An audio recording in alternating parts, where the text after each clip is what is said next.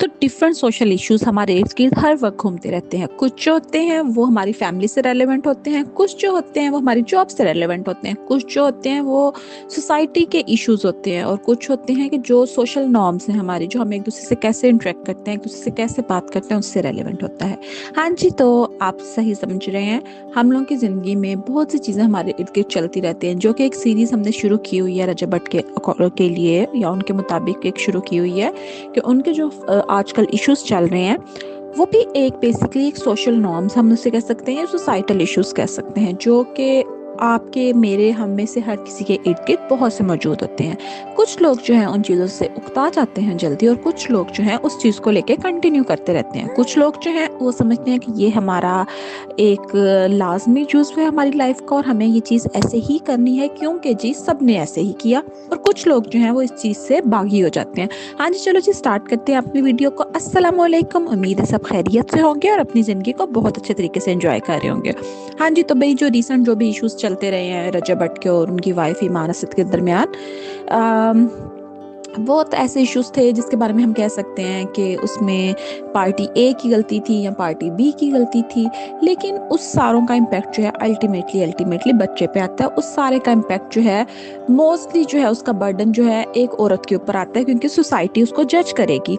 Society जज करेगी कि उसकी डाइवोर्स क्यों हुई है, सोसाइटी जज करेगी कि डाइवोर्स लेना ही क्यों गलत है, एक औरत ने अपने लिए एक स्टेप क्यों लिया। आज वही औरतें जो ईमान को बुरा कह रही हैं, जो ये कह रही हैं कि ईमान ने अपने घर को बचाने की एफर्ट नहीं की, आज वही औरतें जो ये कह रही हैं कि ईमान ने गलती की, उसमें ईगो बहुत ज़्यादा है, वो मगरूर है, इस तरह की बातें कर रही हैं।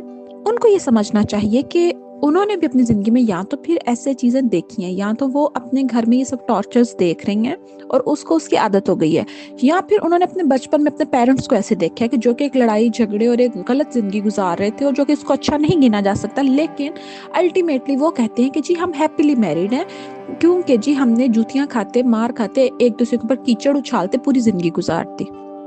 दूसरी तरफ वो लोग हैं जो कि रजब की चीटिंग को जस्टिफाई कर रहे हैं कि उसने बिल्कुल ठीक किया, मर्द ऐसे ही करते हैं, मर्द को कोई फ़र्क नहीं पड़ता, वो एक पॉइंट पे आकर सुधर जाते हैं, ये बात की जा रही है। हालांकि कुरान पाक में आता है कि पाक मर्दों के लिए पाक औरतें हैं, और जो बदकार हैं उनके लिए बदोकार कहते हैं, या क्या इस तरह का एक वर्ड है कि मतलब जो बद लोग हैं उनके लिए बद वैसे ही बीवियाँ हैं। तो मतलब ये अब एग्जैक्टली ये वर्डिंग नहीं है, डेफिनेटली इसमें थोड़ा सा मैंने मफहूम के तौर पे बताया।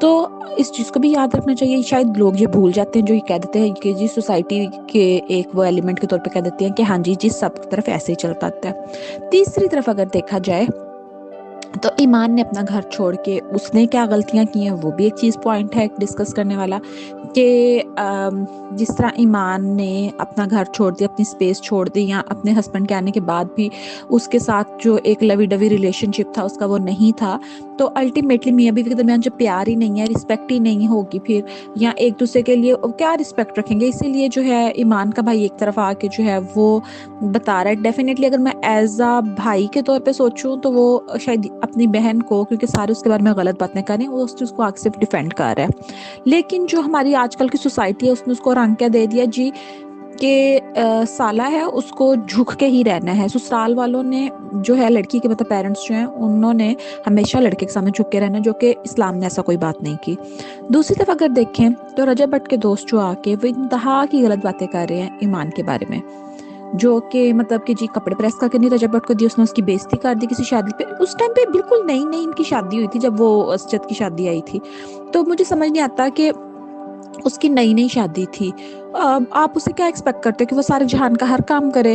मतलब ये भी गलत है, जब आपके घर में इतने नौकर हैं तो आपको इतनी ज़्यादा एक्सपेक्टेशन ओवर एक्सपेक्टेशंस रखनी भी नहीं चाहिए।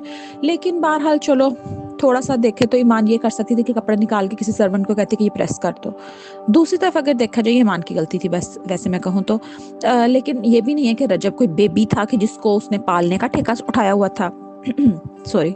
दूसरी तरफ अगर देखा जाए तो जी कहते हैं कि ये ईमान एक बजे सो के उठी थी, ये भी चीज़ गलत थी। लेकिन अगर इसी गलत को अगर मैं दूसरे एंगल से देखूं कि रजब तो पूरी रात दोस्तों के साथ बाहर फिरता था, या पूरा दिन दोस्तों के साथ बाहर फिरता था, मतलब ये एक ही कहानी के दो रुख हैं। पूरी ये कहानी बताने का मकसद सिर्फ ये है। अब एक बात, पहले जब भी कोई किसी एक रिलेशन को कायम रखने के लिए ना बुनियादी तौर पे चंद चीज़ें होती हैं। पहली बात, एक दूसरे की इज्जत करें। दूसरी बात, एक दूसरे को स्टार्ट में टाइम दें। अगर किसी वजह से टाइम नहीं दे सके तो आपके रिलेशन में जब भी आपको टाइम मिलता है आप एक दूसरे को टाइम दें मियाँ बीवी, ताकि जो है आपके दरमियान एक मोहब्बत का रिश्ता कायम हो सके, एक एतबार और भरोसे का रिश्ता कायम हो सके। तीसरी बात, जिंदगी में कभी भी चीटिंग मत करें अपनी पार्टनर के साथ। बेशक वो औरत है वो अपने मर्द के साथ ना करे, मर्द है वो अपनी औरत के साथ चीटिंग ना करे। चौथी बात आ जाती है कि कभी भी रिलेशन के अंदर, मियाँ बीवी के रिलेशन हो या दुनिया का कोई भी रिलेशन हो, उसमें किसी तीसरे मर्द को या किसी औरत को या किसी भी आपके रिश्ता, बेशक आपकी माँ है, बेशक आपका भाई है, बेशक आपके दोस्त हैं, बेशक आपकी बहन है, लड़का भी लड़की भी, किसी को बोलने की स्पेस ना दे। आप तो ना मियाँ बीवी अपने चीज़ों को खुद सेटल डाउन करो तो आपकी ज़िंदगी एक अच्छी तरीके से चल सकती है। पांचवी बात आ जाती है कि पैसा हर चीज़ नहीं होती। आपने पैसे की बजाय एक दूसरे को समझने की कोशिश करनी चाहिए, एक दूसरे के साथ प्यार मोहब्बत की ज़िंदगी गुजारें। आपके प्यार होगा तो हर चीज़ खुद ही आपके पास आ जाएगी। और आखिरी सबसे अहम बात कि बच्चे के बाद मियाँ बीवी दोनों को बदलने की बहुत ज़रूरत होती है। अब ये भी नहीं है कि एक लड़की लाओबाली ज़िंदगी गुजारे और ये भी नहीं है कि एक लड़का जो है हर वक्त ओछा बन के अजीब लाओबाली होकर सारी दुनिया में फिरता फिरे। एक दूसरे को वक्त दें, बच्चे के लिए सोचें।